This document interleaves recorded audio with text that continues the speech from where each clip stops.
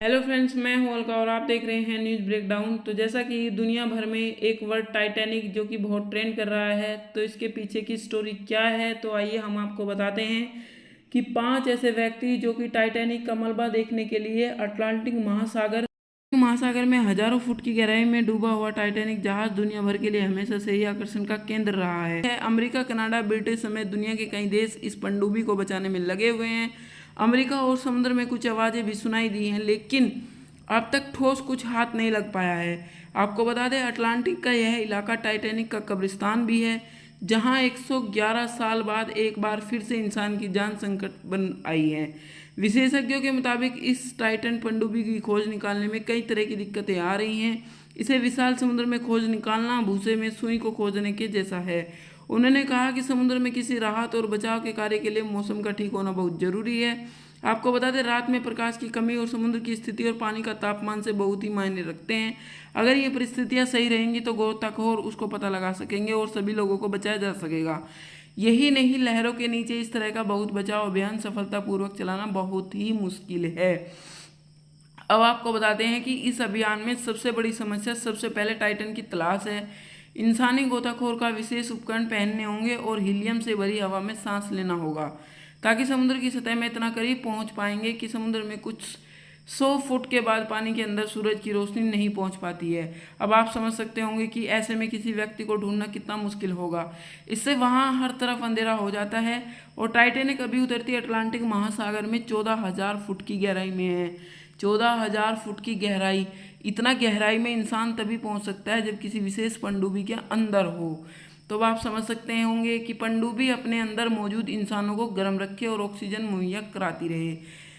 दोस्तों, आगे आगे आपको बताते हैं कि विशेषज्ञों का यह भी कहना है कि कई ऐसे अंडर वाटर व्हीकल हैं जो ऐसे डिवाइस से लेस होते हैं कि वे आसानी से पानी के अंदर ध्वनि को छोड़ देते हैं और बचाव कर्मी उनकी पहचान कर सकते हैं। आपको बता दें, टाइटन का यह उपकरण लगा था या नहीं अभी स्पष्ट नहीं हो पाया है। बताया यह भी जा रहा है कि टाइटन का 1 घंटा 45 मिनट बाद संपर्क टूट गया था। समुद्र में टाइटैनिक के मलबे तक पहुंचने का पूरा रास्ता 2.5 घंटे का होता है। कहा जा रहा है कि टाइटन के संपर्क उपकरण में खराबी आ गई थी या फिर संचालन सिस्टम में दिक्कत आई थी, जिससे उसे सतह पर आने में दिक्कत हो रही है। टाइटन को बचा सकता है अमेरिकी नौसेना CURV-21। अब आपको बता दें कि CURV-21 होता क्या है और इसके पीछे की सच्चाई क्या है और यह कैसे टाइटन को बचाएगा। यह भी आशंका जताई जा रही है कि कहीं यह सबमरीन टाइटैनिक के मलबे में किसी जगह को फंस तो गई नहीं है, इस वजह से सबमरीन वापस सतह पर नहीं आ पा रही है। अगर यह सबमरीन मिल भी गई तो इतनी गहराई में बचाव कार्य चलाना भी बहुत मुश्किल होगा। बचाव की केवल एक उम्मीद अंडर वाटर ड्रोन है। अमेरिकी नौसेना के पास एक सबमरीन रेस्क्यू व्हीकल है जो समुद्र में 2,000 फुट तक जा सकती है। यही समुद्र की सतह में किसी ऑब्जेक्ट को निकालने के लिए US नेवी रिमोट से चलने वाले वाटर ड्रोन पर भरोसा करती है। अब आपको बता दें, इसके साथ इसी की मदद से अमेरिकी नौसेना के दक्षिण चीन सागर में 12,400 फुट की गहराई से अपना F-35 फाइटर जेट निकाला था। इस ड्रोन का नाम CURV-21 है और यह 20,000 फुट की गहराई तक जा सकता है। आपको बताएं, टाइटन में 96 घंटे का ऑक्सीजन था जो अब कुछ ही घंटे का बचा है। ऐसे में टाइटन को बचाना समय के साथ जंग की तरह बन गया है।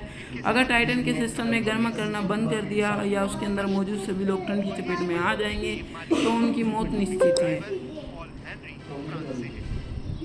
आपको ये भी बता दें कि ऑक्सीजन खत्म होने से पहले विशाल महासागर में इस पनडुब्बी को तलाशना सुई तलाशने जैसा है, क्योंकि यह 22 फीट लंबी इन पनडुब्बी को गायब हुए 3 दिन हो चुके हैं और कुछ पता नहीं लग पा रहा है, जिससे क्यूबिकल सी नजर आती है जो 9 फीट चौड़ा और 8 फीट लंबा होता है। कनाडा की research ship MV polar Prince की तरफ से रविवार को दुनिया के लिए मनहूस खबर आई। इस शिप ने बताया कि टाइटैनिक का मलबा दिखने के लिए पर्यटकों को लेकर जाने वाली पनडुब्बी टाइटन कैप कोड से पूर्व में थी और उसका संपर्क टूट गया है। इस पनडुब्बी में 5 लोग सवार थे। हर कोई जानना चाहता है कि आखिर यह पनडुब्बी कैसी दिखती है जो 12,000 फीट गहरे अटलांटिक महासागर में टाइटैनिक का मलबा दिखाने के लिए लोगों को लेकर जाती है। न बैठने की जगह है न चलने की। हैरिस की माने तो ऑक्सीजन खत्म होने से पहले विशाल महासागर में इस पनडुब्बी को तलाशना भूसे के ढेर में सुई तलाशने जैसा है, क्योंकि यह 22 फीट लंबी इस पनडुब्बी को लगभग 3 दिन हो चुके हैं। एकदम किसी क्यूबिल सी नजर आती है और 9 फीट चौड़ा 8 फीट लंबा है। इस पनडुब्बी में बैठने या फिर उठने चलने की जगह नहीं होती। 8 घंटे का सफ़र इसमें काफ़ी मुश्किल हो जाता है। अब आप सोच सकते होंगे कि 2 दिन से उसका संपर्क टूटा हुआ है और वह लापता है, तो उसमें बैठे व्यक्तियों की क्या हालत हो रही होगी, ये आप इससे अंदाज़ा लगा सकते हैं।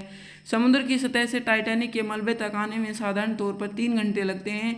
इस दौरान इसमें लगी लाइट्स पूरी तरह से हल्की हो जाती है। इसके बाद पार्ट होल से पर्यटक टाइटैनिक के मलबे को देखते ही इस पनडुब्बी में अंदर कोई खिड़की नहीं है। आपको बता दें, हर 15 मिनट में एक सेफ्टी पिंग होती है जो सतह पर मौजूद को मैसेज भेजने का काम करते हैं। इसमें पनडुब्बी को निगरानी होती है। जहाज और सतह पर मौजूद को क्रू छोटे मैसेज के जरिए कम्युनिकेट करते हैं। पनडुब्बी में ऑन बोर्ड नेविगेशन सिस्टम भी नहीं है। ऐसे में यह पनडुब्बी स्पोर्ट जहाज, इसका एक प्रयोगात्मक जहाज है और इसे किसी भी अथॉरिटी की तरफ से प्रमाणित नहीं किया गया है। इसके अलावा किसी भी तरह की शारीरिक चोट, विकलांगता और भावात्मक क्षति, फिर मौत की जिम्मेदारी उनकी खुद की होती है। इन नियमों के साथ उन्हें एक पेपर पर साइन करने होते हैं। आइसैनिक फेनिक, जो पिछले साल टाइटन पर सवार होकर 2 बार गहरे समुद्र में गोता लगा चुके हैं, उन्होंने द नेशनल को बताया कि जहाज में हवा से कार्बन डाइऑक्साइड हटाने के लिए कंबल और काफ़ी उपकरण हैं, ताकि मुश्किल के समय में यात्रियों को ज़्यादा समय मिल सके। और भयानक स्थिति में यात्री माइकल हैरिस, जो टाइटन एक्सपीरियंस के लीडर हैं, पनडुब्बी पे सवार हैं, उनके बेटे सेमेरियन ने बताया कि आखिर यह पनडुब्बी कैसी दिखती है। उन्होंने उम्मीद जताई है कि ओसिंगेंट समर्सिबल पर क्रू को बचा लिया जाएगा, मगर यह बात भी मानते हैं कि काम फिलहाल काफ़ी मुश्किल है। समेरियन सबसे कम उम्र के व्यक्ति जो पनडुब्बी में टाइटैनिक जहाज का मलबा देखने अटलांटिक महासागर के अंदर गए थे। साल 2005 में 13 साल की उम्र में समेरियन ने यह जगह देखी थी। आपको बता दें कि जहां इसका मलबा पड़ा है, उन्होंने द सन से बातचीत की। इस बात की आशंका जताई जा सकती है कि हो सकता है कि समुद्र के तल में दाखिल होते ही समय पनडुब्बी फट गई है, लेकिन अगर पनडुब्बी अभी सही सलामत है तो क्रू भी सुरक्षित है। हैरिस ने कहा कि जिंदा रहने के लिए क्रू को बहुत ही भयानक स्थितियों का सामना करना पड़ रहा होगा।